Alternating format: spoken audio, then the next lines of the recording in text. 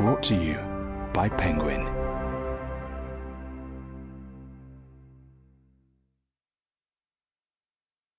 Wickham Hall, written by Cathy Bramley, read by Colleen Prendergast.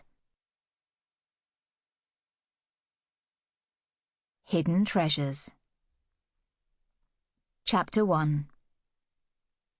I puffed out my cheeks as I turned the corner into Mill Lane. My throat was dry, my lungs felt squashed and achy, and one of my laces was beginning to come loose, but I was determined not to slow down. "Come on, Holly," I muttered under my breath as the finish line came into view. "You can do this. Nearly there. One last push." I broke into a sprint for the last 100 metres. The early June sunshine was warm on my back, and I felt hot and sweaty in my t-shirt and shorts, not to mention ready for a drink. There was no stopping me now, though. I was through the pain barrier. I was in the zone. "Good grief!" cried Mrs. Fisher, my elderly neighbour, stepping out of her gate, her shopping trolley trailing behind her. "You nearly gave me a heart attack, charging along like that."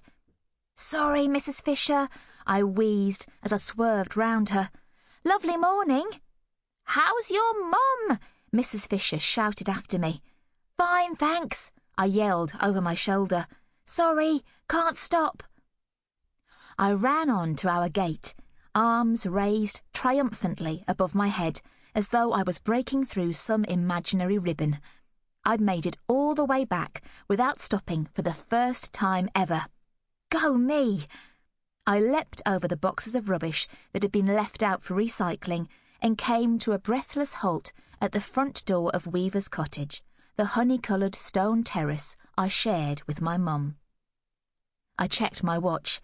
5 kilometres in 27 minutes. Result.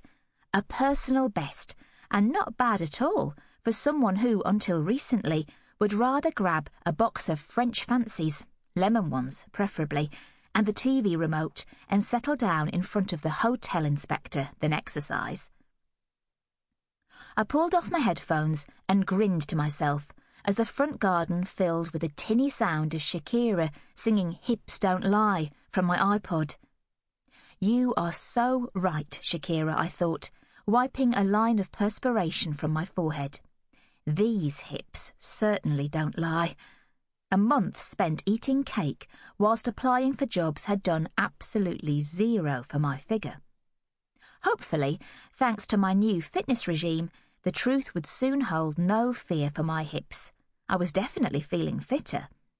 And as for the job hunt, I thought I might have sorted out that little problem too.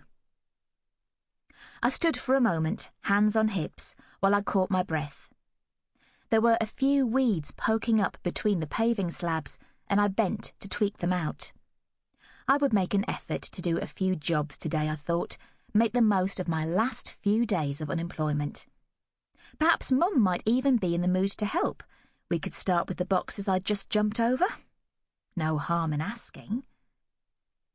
5 weeks ago, I'd been made redundant from the Esprit Spa Resort.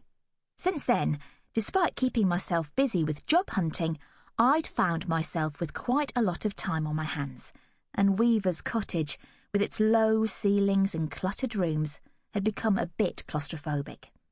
And because Mum only worked part-time, we'd been spending far too much time in each other's company, and I was beginning to feel the strain. Don't get me wrong, I love Mum to bits, adore her. I'd do anything for her. In fact, I have done anything for her. I'd put up with her peculiarities for as long as I can remember, but I'm only human, and living with her in such a confined space had tested my patience to the max.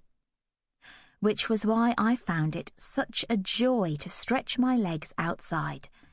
Running was my safety valve. The country lanes around my home village of Wickham gave me the space to let off steam and the time to think.